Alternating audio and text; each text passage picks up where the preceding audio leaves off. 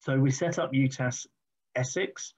UTAS stands for European Transition Advisory Service. And if after this call you want to have an appointment with one of us or want some further advice, please book that through either the website or by calling the 0800 number, which you will see at the bottom of each slide. And it's a free service, so please use us by all means. Okay, so what's the agenda? First of all, just get a little conversation about why we were in the European Union to start with. What was the purpose of the European Union and us being members of that? Then we're going to have a quick look at the FTA. I'm going to look at a couple of the first two stages briefly, and then just give you the headings for the following 7 elements to this. And there is a link on this webinar. I will share the webinar with everyone afterwards, but there is a link on the webinar which takes you to the HMRC summary of the agreement.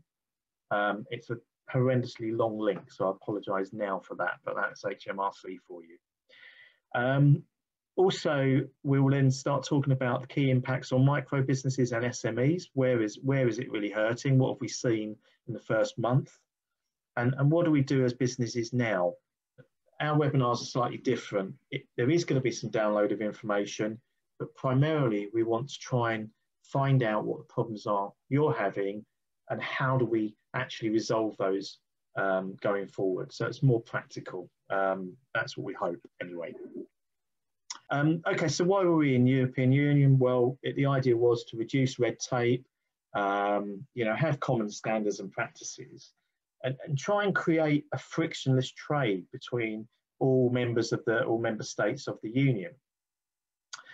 And one of the key elements to this was free movement of people and allowing people to cross borders, work in different countries, without prejudice and without difficulty, and to reduce currency restrictions as well. So, and we talked there about no customs and no duty, so frictionless trade, and keeping VAT managed locally to make life easy for businesses. And some of these things are changing, or have changed, I should say. So I thought it'd be useful to have a quick look at the main headings of the FTA and what the PM has said about the agreement we have. There's the horrendous link I was talking about. You can find his statement there. But it is worth a look, just to give you some idea of what is being said. You can get a full download of the agreement as well. So it changes the relationship from EU law to free trade and move it to free trade and friendly cooperation. It's the first time the EU has agreed a free trade agreement with 0 tariffs and 0 quotas. So a free trade agreement didn't necessarily guarantee we would have 0 tariffs and 0 quotas. So that is the first time the EU has agreed that with any individual country.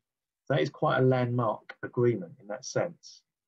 It allows the UK to recover its national independence and take back control of our waters, our money, our borders and our laws. And that's a statement given by the PM. So we'll look at the first part. And what's the first part? It's called the Common and Institutional Provisions. And it sets out the purpose of the agreement. So, the purpose really was to get an understanding between us and Europe that we could continue to trade as frictionless as possible, and so that none of our businesses or trade is prejudiced in any way whatsoever. The big thing that this was, if you like, voted on was removing the ambiguity about the status of UK sovereignty. We were very keen to maintain, our status as a sovereign state, and the agreement does go a long way to making sure that that is the case. And it reaffirms the relationship between the EU and the UK, that it's based on international law now and not EU law. So there is no place in our lawmaking for the European courts. It establishes the basis for both political and technical discussions, because we are European. We're not trying to hide from that. We don't want to not be European. It's one of the biggest, if not the biggest, trading partner that we've got. and we want to still work closely with our European cousins, if you like, and both on political level and on technical level as well. Developing technology, developing security, etc., etc. So the initial first phase lays out the provisions and how that's going to be done. Section 2 is the trade, transport, fisheries and other arrangements. Now this is the one we're going to come back to, because this is the one that really impacts business and the thing that you guys are now being impacted by. And it sets out the principle of zero tariffs and quotas and builds on the World Trade Organization principles. However, zero tariffs and zero quotas do have significant amounts of rules to that. It's not just an open door. And this is where we see the rules of origin, which form a significant part of this agreement. And this sets out the conditions, how goods can conform to the rules of origin and whether or not zero tariffs still apply.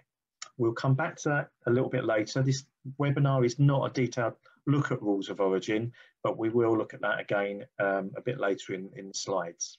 The second section also addresses technical barriers to trade. So the technology needed to track transportation through Europe, get it through the ports quickly. There is some technology being implemented later this year and early next year, which will help that process. We haven't got it in place at the moment, but the agreements are there to use it. It's just developing it and getting it working.